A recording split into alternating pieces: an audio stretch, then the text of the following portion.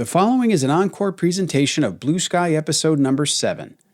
This one dropped way back in March of 2023, before many of you began following the Optimism Institute and listening to Blue Sky. My guest was one of our very favorites, David Novak. You'll learn more about David soon, but in the time since we recorded our episode, he has co-written a new best-selling book that was released earlier this year. It's called How Leaders Learn, and it's been endorsed by a wide variety of successful leaders, from Warren Buffett to Condoleezza Rice to Tom Brady. We've said before on this podcast that a common trait among optimists is a desire to learn, and this new book captures that idea and shows how the world's best leaders engage in active learning and put what they learn into practice. Don't be surprised if after learning more about David Novak, you'll want to check out his latest work, How Leaders Learn.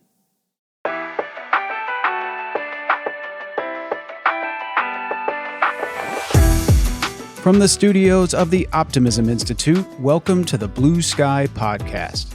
I'm your host, Bill Burke, and in every Blue Sky episode, we'll be speaking to leaders, researchers, and thinkers whose stories and insights will remind us that there is always blue sky above. Sometimes you just have to get your head above the clouds to see it.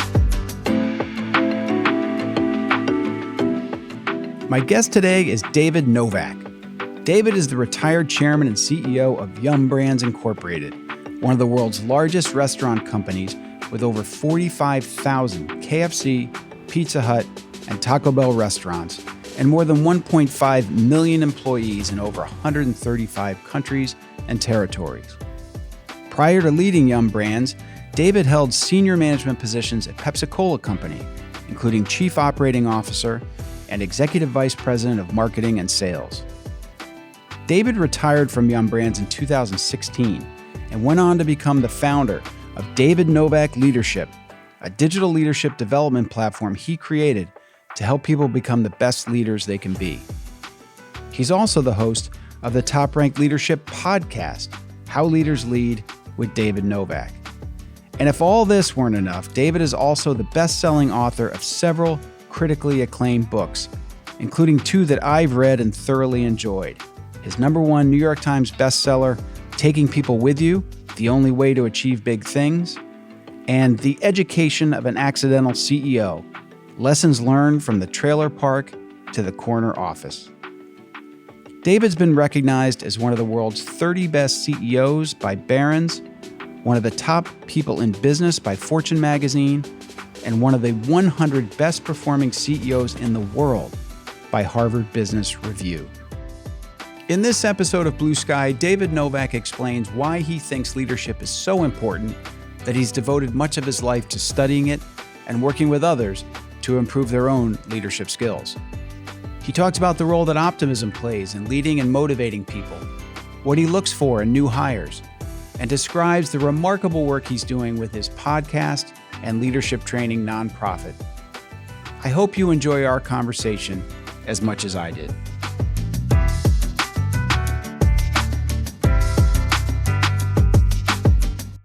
David Novak, thank you for joining me on the Blue Sky Podcast. Bill, I'm really looking forward to it. Thanks for having me. So, David, I'm going to start where you've had an incredibly successful career, and you could have done anything in retirement, but you chose to profile great leaders and teach aspiring ones. So my question is, why do you think leadership is so important that you would devote what many would consider your quote-unquote retirement years to doing this work? Well, first of all, I think leadership is a privilege. You know, when you have the opportunity to lead others, it's a unique privilege and it's a great responsibility. Unfortunately, a lot of people get in leadership positions and they don't know how to lead.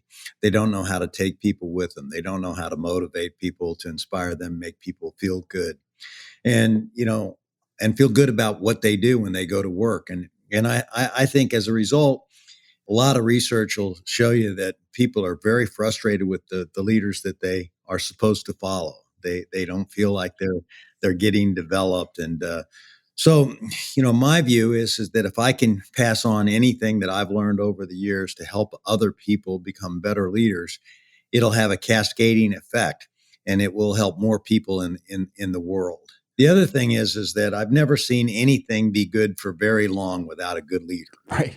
I always say, show me a good leader and I'll show you a good business. You might get lucky one year, Yeah. but you're not going to get lucky on a sustainable basis. So I feel like if I can help people become the best leaders they can be, then they'll be able to get better performance, which will lead to more growth, not only for themselves, but for other people. So, I think the world is in desperate need of more leadership. And I'm just trying to do my small part in trying to help things along. Well, you're doing a big part. And I know I personally appreciate it. Your personal story is an interesting one and a little bit less traditional from a lot of folks who would wind up in the kind of positions you've had. And I think it's always interesting to learn the formative experiences of someone who's gone on to great achievement. You describe yourself in one of your books as a quote unquote trailer park kid.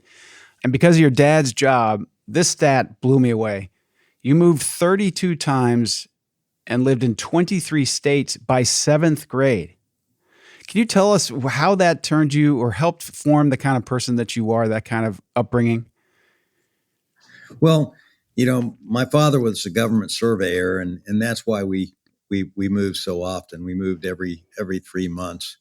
And my mother would check me into schools and she would say, David, you better make friends because we're leaving.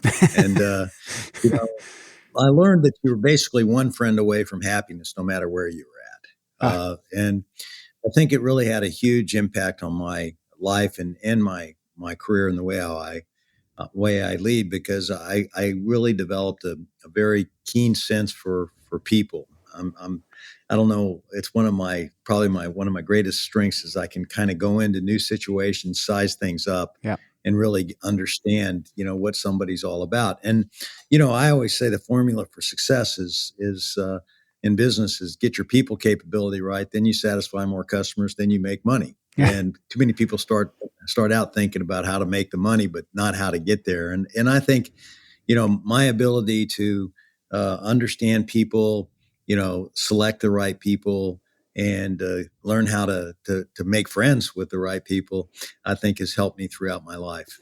And in your book, The Accidental CEO, another thing it seems you took from that upbringing is a resistance to and sort of a disdain for stereotyping, because some would hear what I just described and say, oh, he's a trailer park kid, and that's a negative.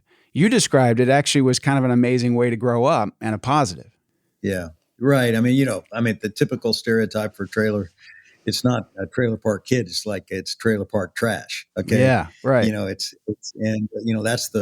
you were being kind there. But I never really got that. I thought that everybody lived in trailer parks, and that's what I did. And I never saw myself as anything other than just a normal human being. But, as I got older, I realized that my background was not necessarily desirable by a lot of people's assessment of what it would take to be successful. But I always say I succeeded because of my upbringing, not in spite of it. Because, I had loving parents who wanted me to achieve the American dream.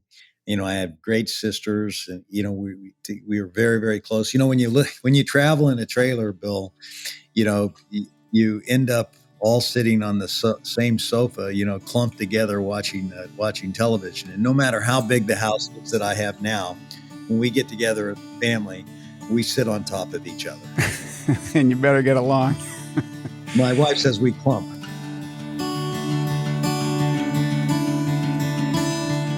It's interesting to hear David's positive take on his upbringing.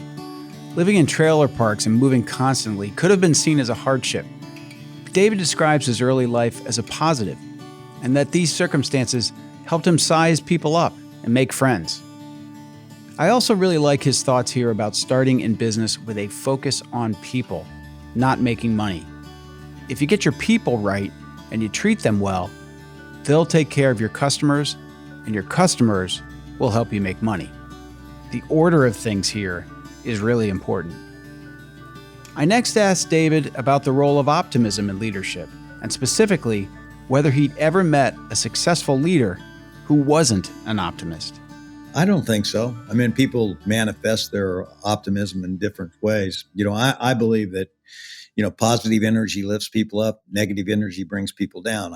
I tried to surround myself with people who had that positive energy, and have the Eeyores of the world go somewhere else and make people miserable. I think the first responsibility of leadership is to define reality. And then, as a part of that, Napoleon Bonaparte said the second responsibility is to create hope. It's one thing to go in and define reality and tell everybody it's going to rain and that, man, we're really in trouble if we don't change. But, what inspires people is the hope part of the equation. But if we do these things, here's how we're going to be able to win together. And I think it's that hope that keeps people going. And that's why I love your Optimism Institute. I think, in this world where we have so much divisiveness, so many haters on each side, or if you want to pick a side, it's kind of nice to think there's somebody like you out there trying to get people to think about the importance and value of optimism. But you're right. I have never ever seen someone be very successful without being able to turn the corner and provide hope and optimism in terms of what can get done. Well, and one of the things you wrote about, and thank you for the kind words, I appreciate it. One of the things you wrote about in one of your books is that mindset is a choice. And I think it's an important thing to talk about, because I've talked to some people who say, well, you're either a glass half full or glass half empty person. It's sort of like you're either born a lefty or a righty, an optimist or a pessimist. And you would suggest it's a choice. And in one of your books, you gave a great example, I thought, of a guy who's works for a shoe company, and he comes to a new market, and in this particular part of the world, no one's wearing shoes. And that person could either say, we're toast, we're never going to sell, people don't wear shoes here. Another could say, what a huge opportunity. We could sell a ton of shoes here because nobody's got them. Can you talk about that mindset as a choice? Well, I think that's what a leader's job is to do. It's to define the opportunity. It's very easy to define what the problem is, but I think the best leaders not only have a good understanding of what the problem is, then they develop the approach and the solutions to solve that problem, and that leads you to the optimism that you can really grow a business. I mean, you think about it, Bill, just think of all the great businesses that have been founded on the basis of solving problems. And right. I just read a great book recently by Yuri Levine, who I did a podcast with. He founded Waze, and the book is called Fall in Love with the Problem, Not the Solution.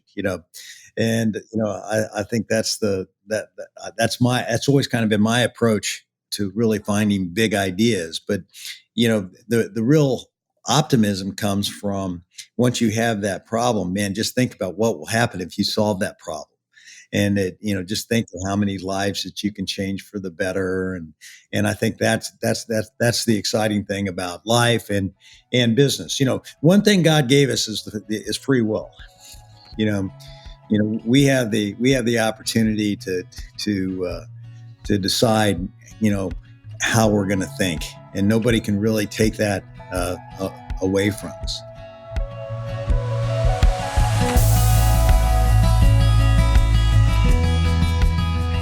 There's a simple maxim here that I think makes a ton of sense. David says that the leader's job is not just to identify the problem, it's to define the opportunity. What inspires people, he says, is the hope part of the equation.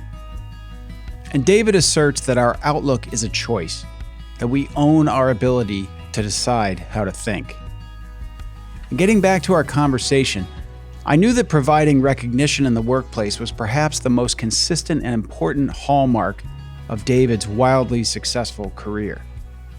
I asked him about this and added my observation that while people often see the person at the top being responsible for thinking big thoughts and charting grand strategies, the best leaders get the little things right too, like recognizing the work of others.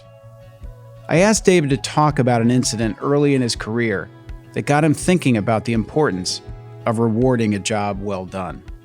You tell a story in one of your books of the Engelbert Humperdinck story, and I think You should never miss an opportunity to say the name Engelbert Humperdinck. It's probably flying over the heads of half the audience who's too young to remember who that was. I do.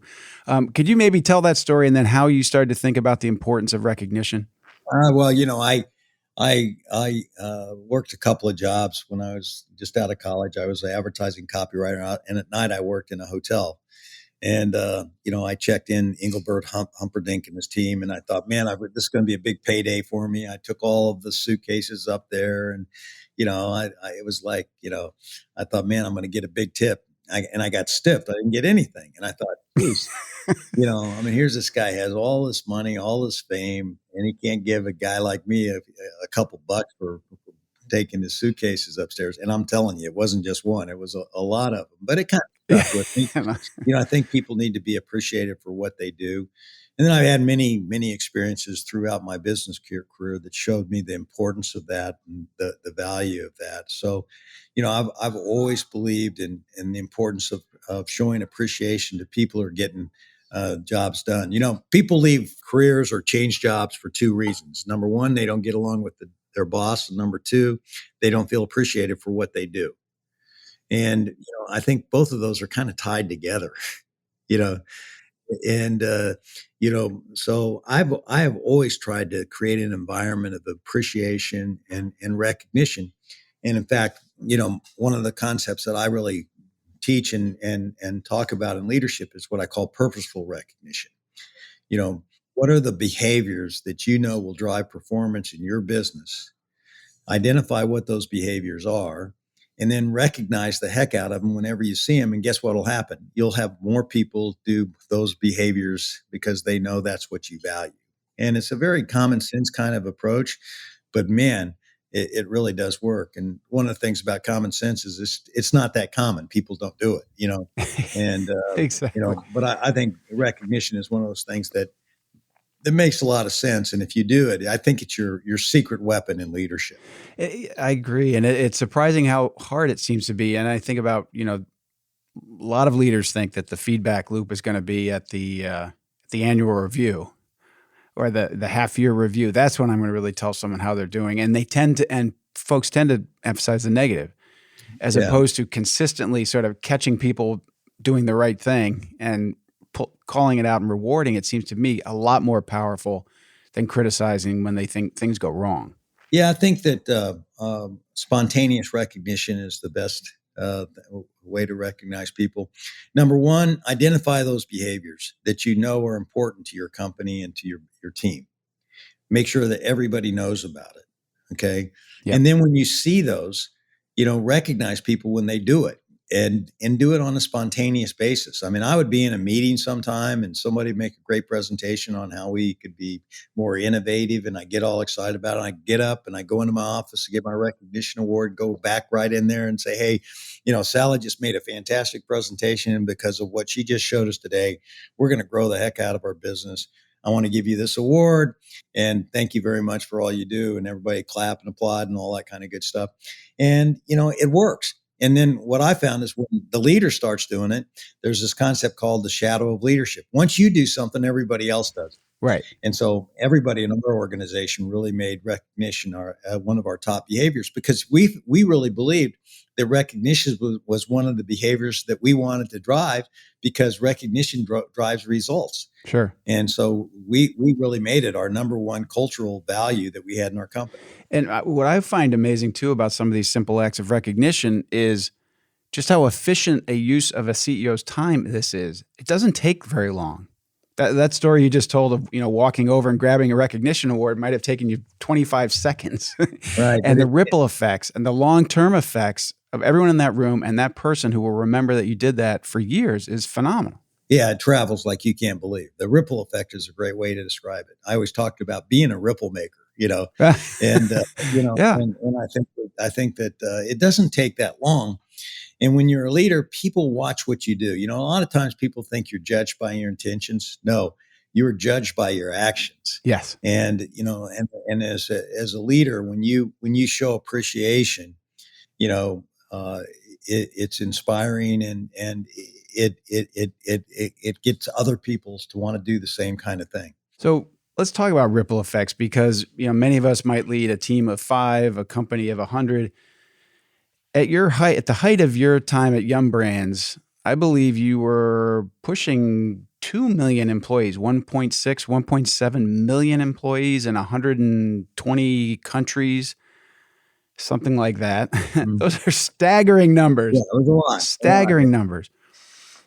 Would you think about that sitting in your chair? How can you move the needle with that many people around the globe consistently? Yeah. Well, I think that you have to make your culture your number one focus.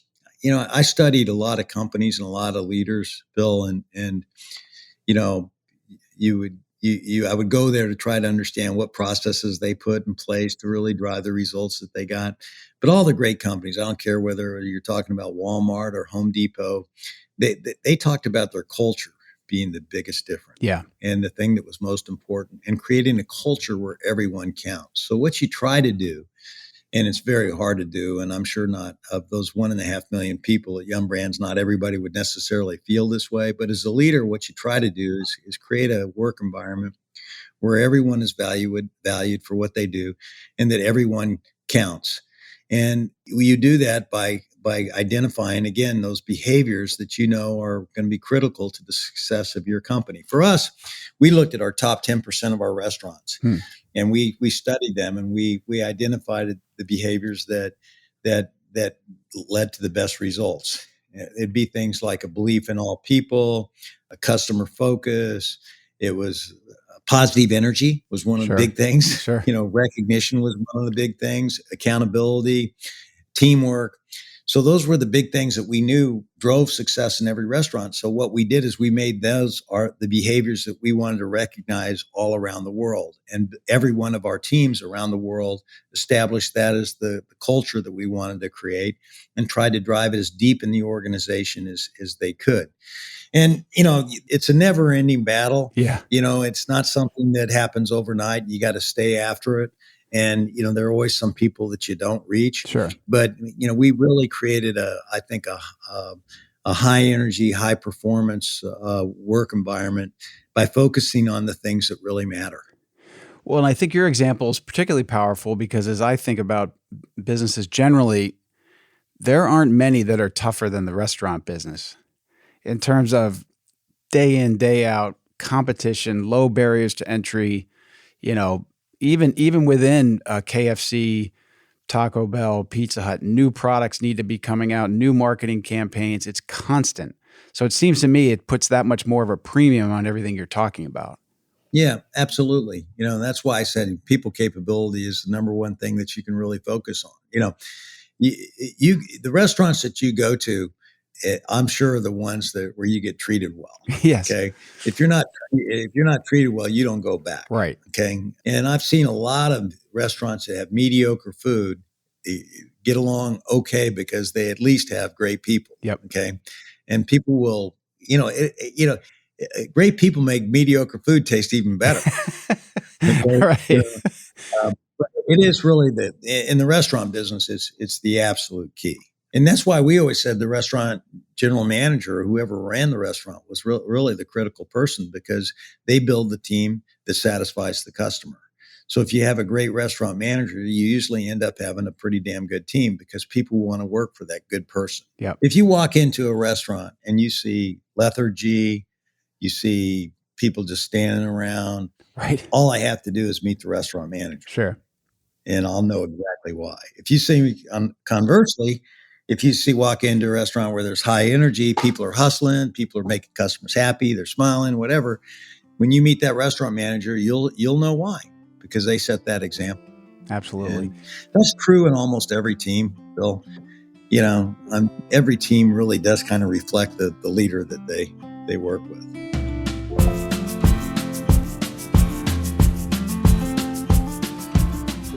David talks here about what he calls the shadow of leadership.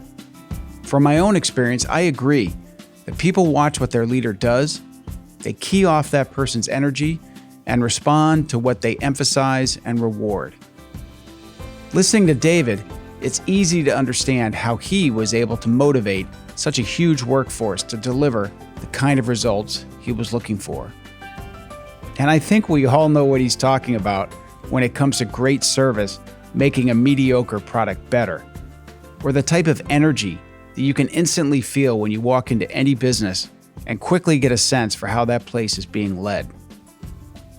I next talked to David about something he mentioned in one of his books about worry, and how, from his experience, 90% of the fears you worry about never come to be, and the 10% that do aren't as bad as you thought they'd be.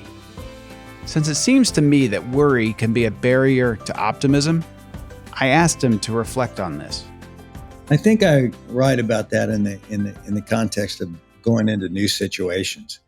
You always have to work through the anxieties. We all have to figure out. I did that all the time. When you check into a new school, you have to work through the anxiety of going into a new situation, and you'd have all these fears. But as it turned out, hey, people were pretty good, and they're kind of rooting for you, and things will work out okay.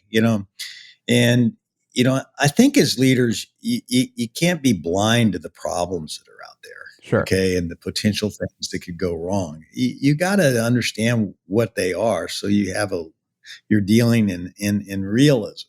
Okay.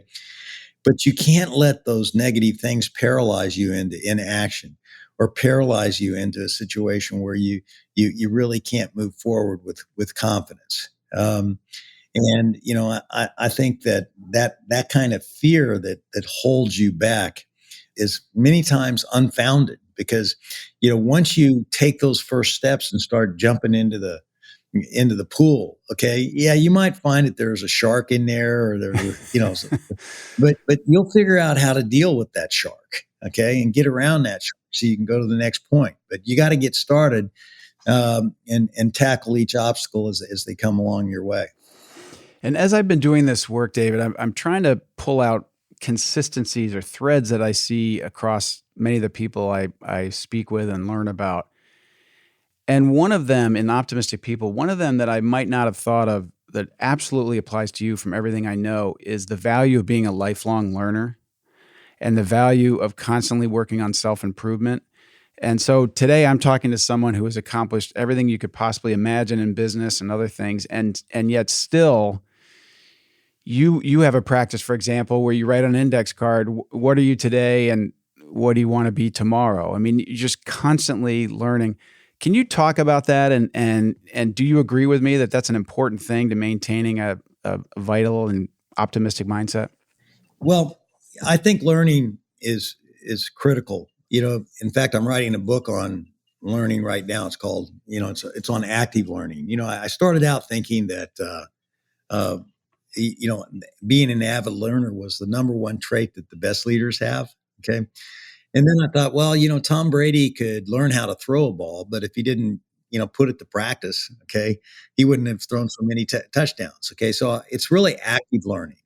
You got to learn, look around, find out what's going on, and then apply it to your life and into your business. And, so I'm in the midst now of writing a book on how to learn from things like your environment, how to learn to prepare, how to learn by, recognizing with purpose, but I'm really focused in on that because I think learning is a critical thing. I do all these podcasts with great leaders, and I've come to the conclusion, people always ask me, what traits do they have? And I think that they have an uncanny combination of confidence and humility. Okay.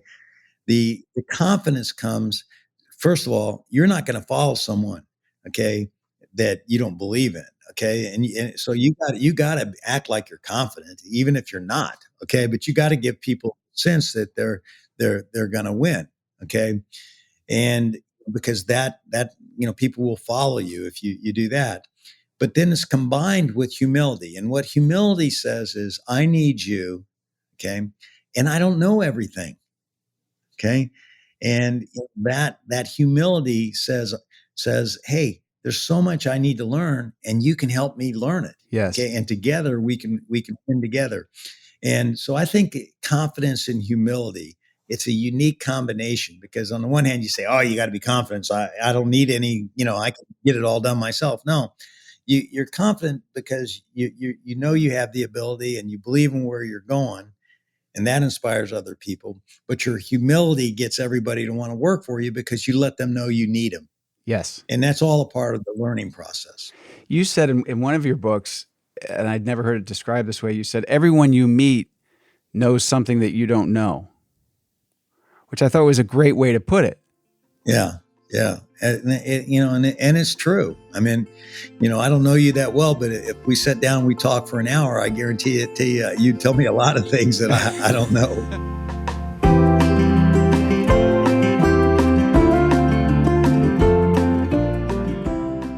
I'm not sure how much I'd have to teach David Novak, but I know that any extended conversation with him would be fun regardless. And speaking of fun, Ted Turner popped in my head when David said that while sweating out a decision to try something new, sometimes the most important thing is simply to get started.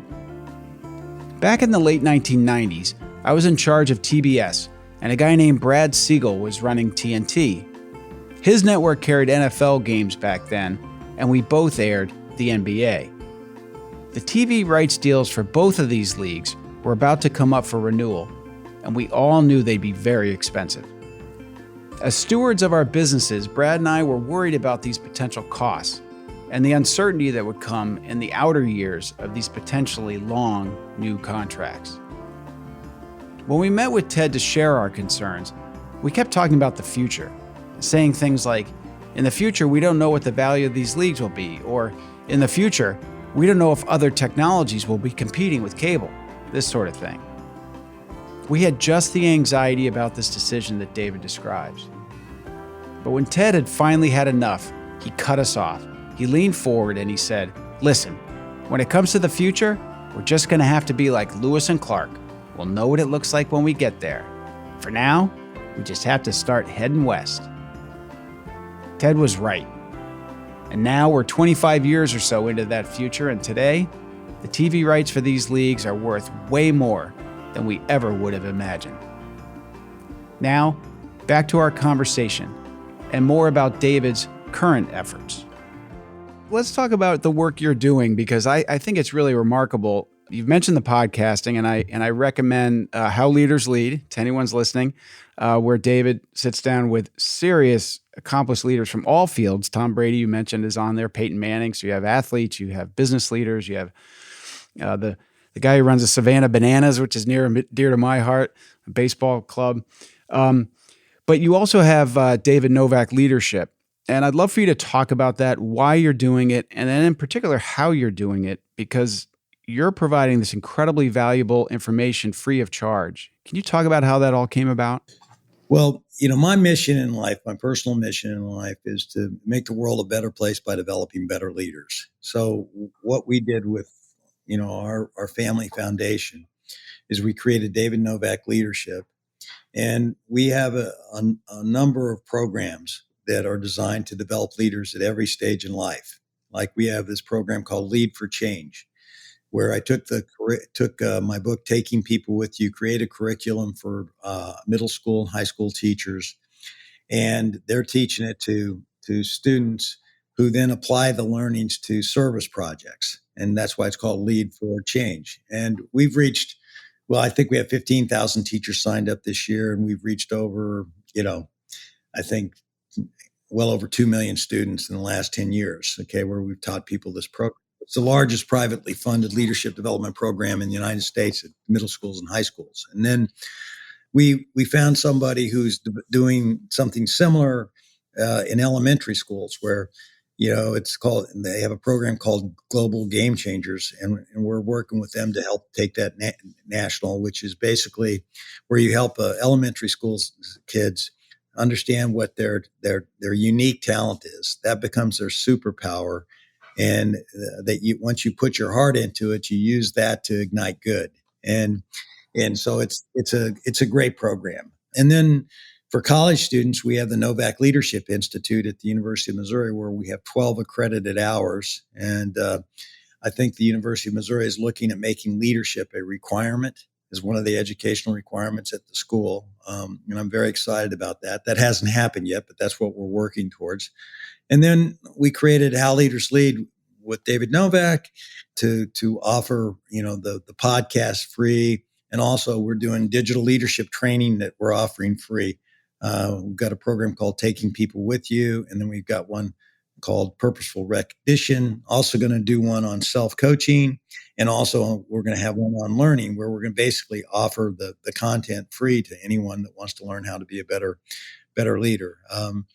So, it's all of this is to really, go back to what we started at the beginning, is to really make the world a better place by developing better leaders, help people get the skills that they need so that they can have a positive impact on their business, on their career, and more importantly, on other people.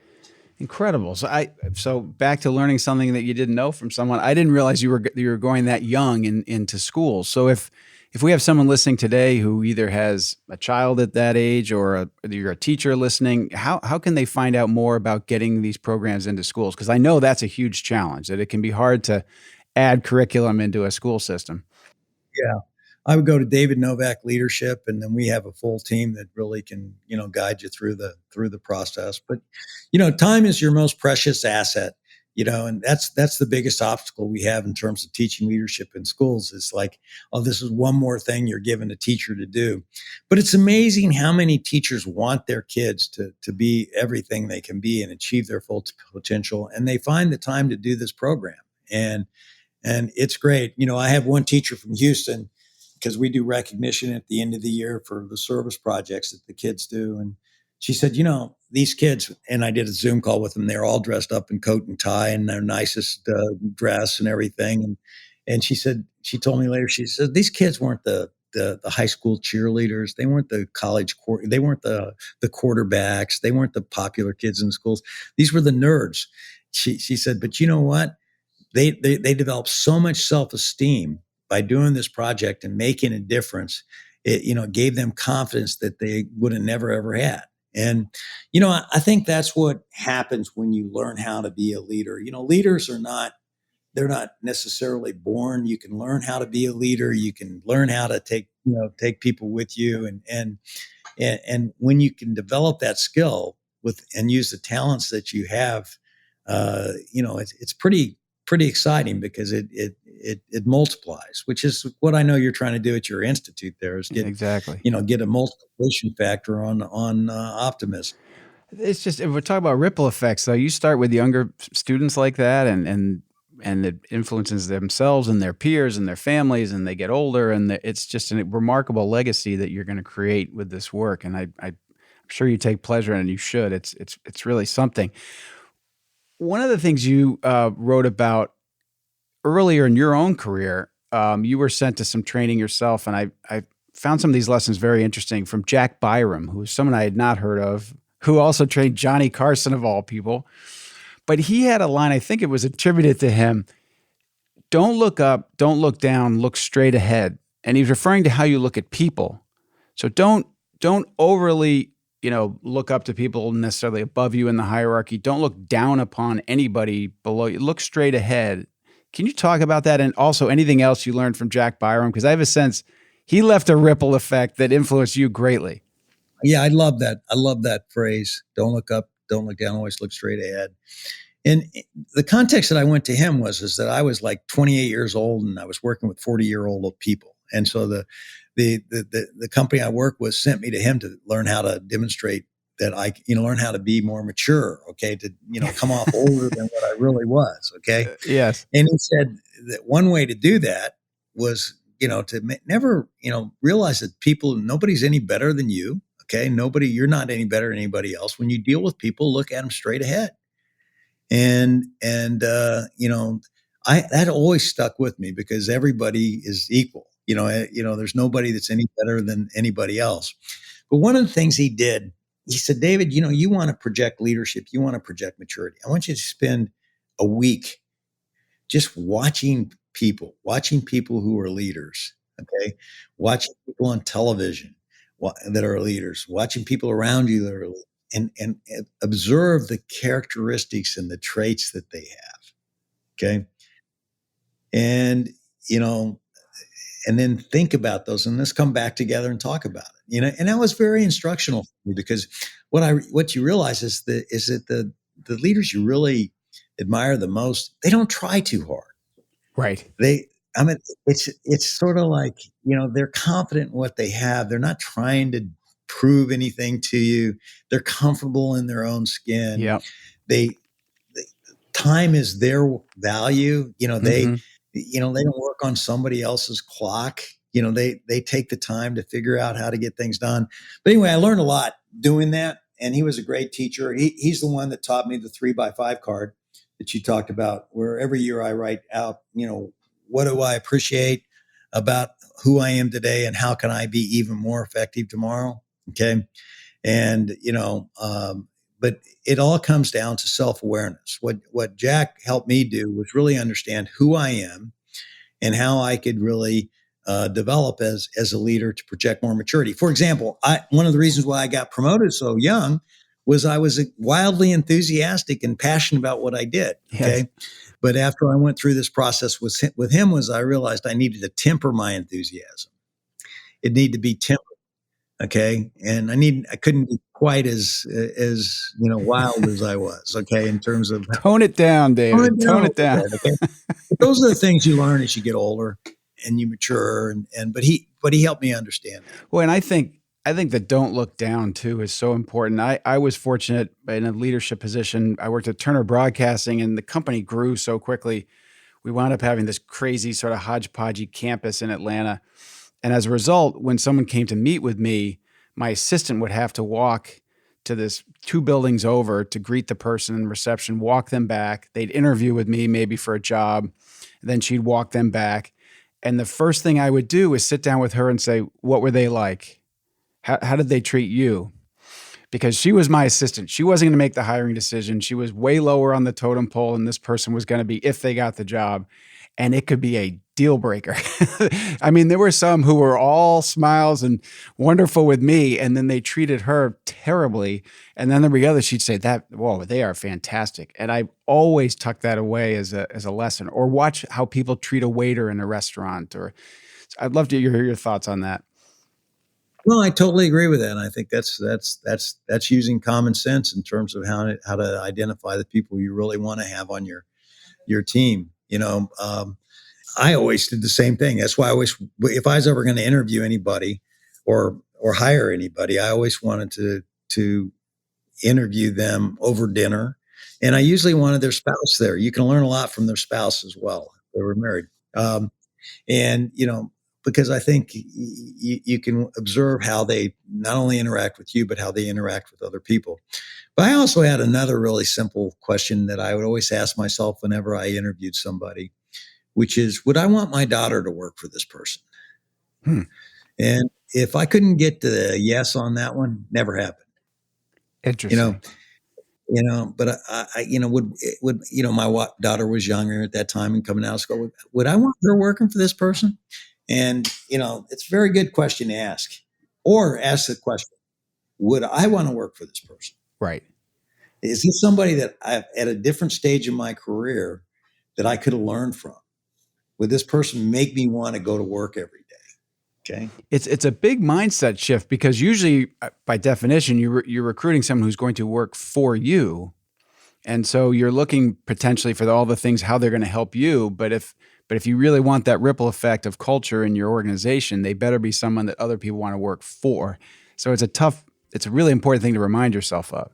Yeah. Well, I've never seen anybody get anything big done by themselves. Okay. Right. So you ultimately got to take people with you to get things done. And so, even if you're at the top of the organization interviewing somebody that's going to work for you, if you can't come to the conclusion that they're going to be able to motivate the people that work for them, you're heading towards a bad hire.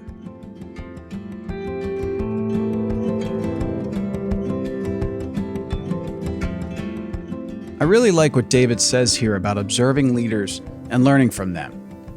You can do that in your own workplace, of course. And it's also helpful to learn about great leaders from the past through reading books or watching documentaries.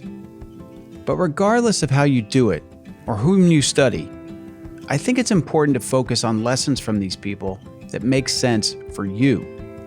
As David says, you need to be comfortable in your own skin.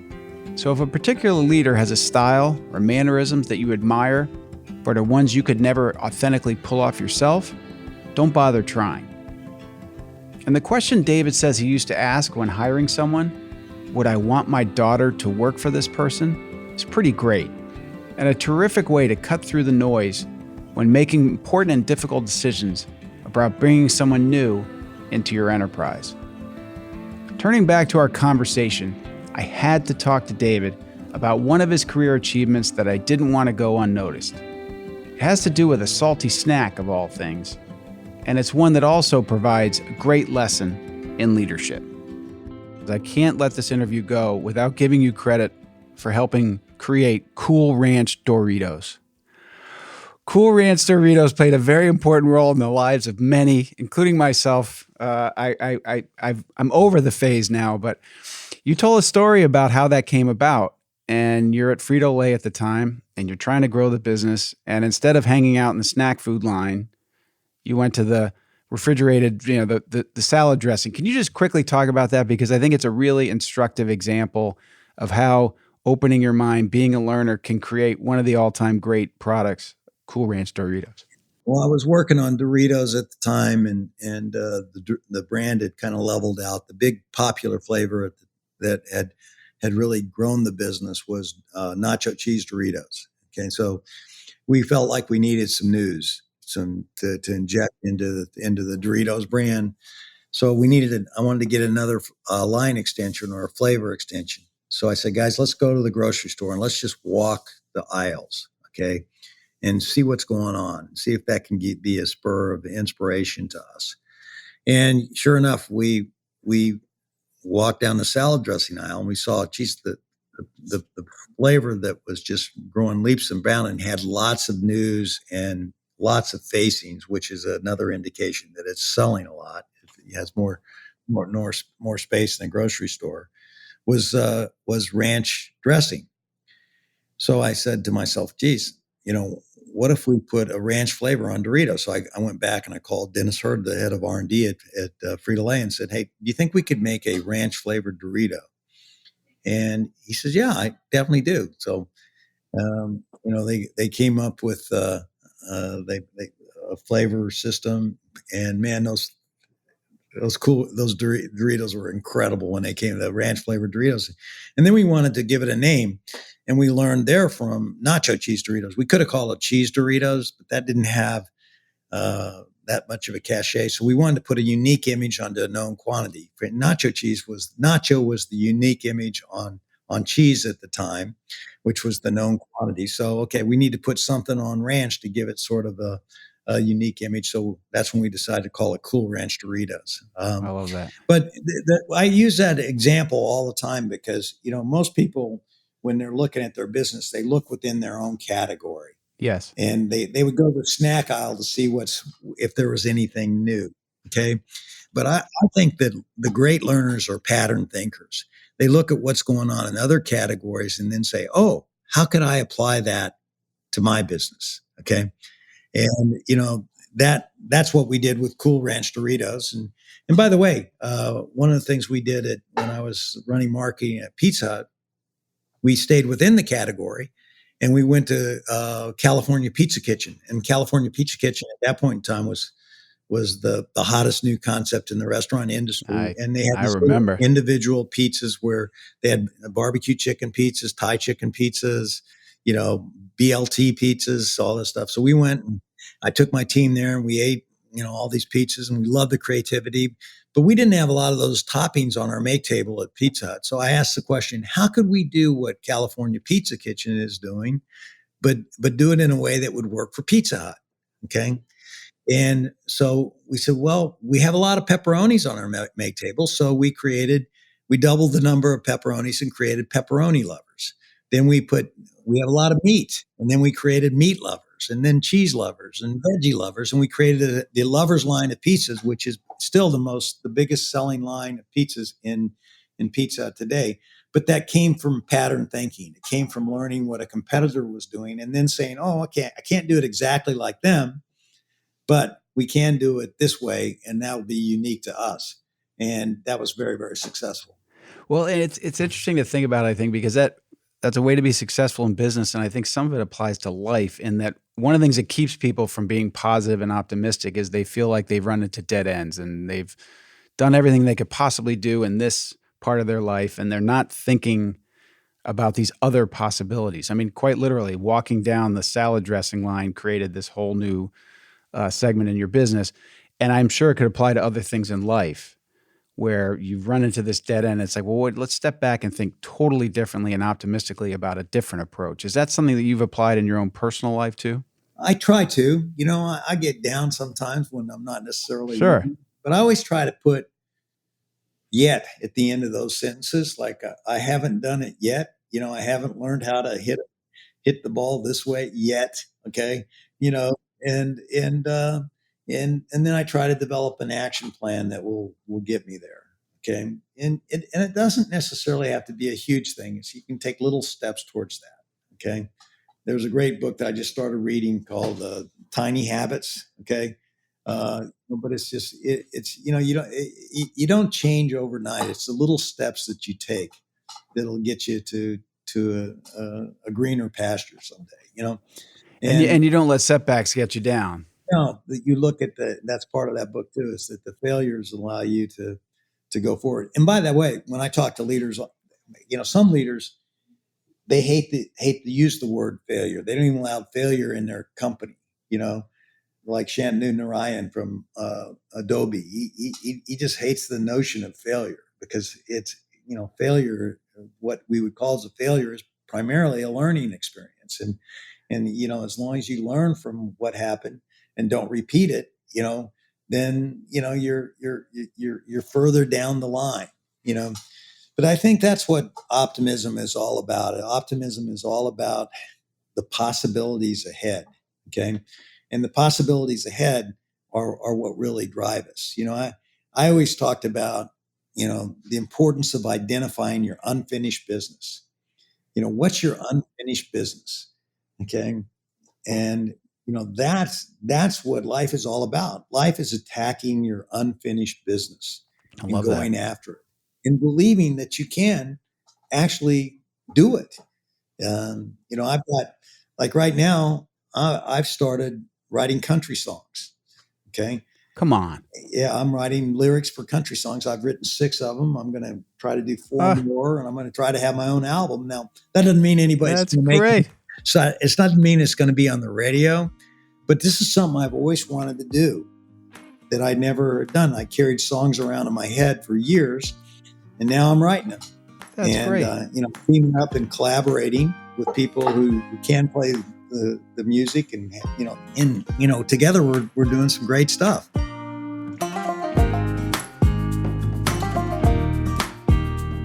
There's a great line, see the world the way it really is, not the way you want it to be. People say that. Okay.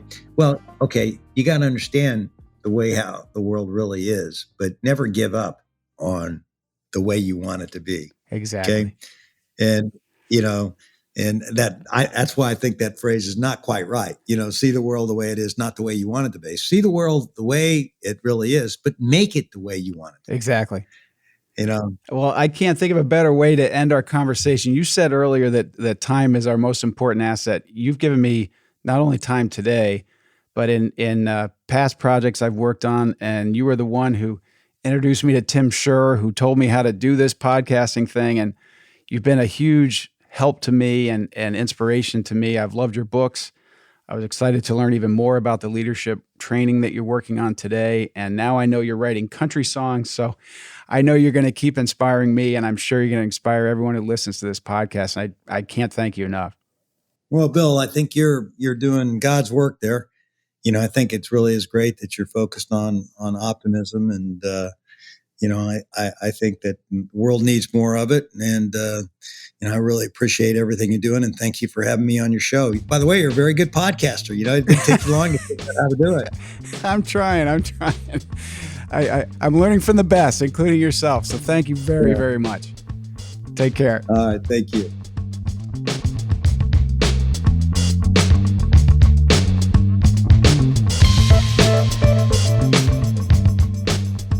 see the world the way it really is, but make it the way you want it to be. Great advice. I hope you enjoyed this Blue Sky podcast with David Novak. I can see why I consider him to be such a remarkable and inspiring person. It's amazing to see that after all of his business success, he goes on to launch his important work on leadership study and training. And if that's not enough, now he's writing country songs. Could David Novak be the next Garth Brooks? Maybe, maybe not. But I'd say it wouldn't be smart money to bet against him. Thanks for listening to this conversation. And if you can take a few minutes to leave us a rating or review to let us know how we're doing, we'd really appreciate it. All of our Blue Sky episodes are made possible by the incredible editing and mixing done by the team at Sound On Studios. You can learn more about their work at soundonstudios.com. And all graphic design and cover art for Blue Sky and the Optimism Institute are provided by Crush Graphics. That's Crush with a K if you'd like to check out more of their fantastic work at crushgraphics.com. I hope you'll check out other episodes of Blue Sky and also consider following the Optimism Institute on social media. Until next time, I'm the host of Blue Sky, Bill Burke, and I thank you for listening.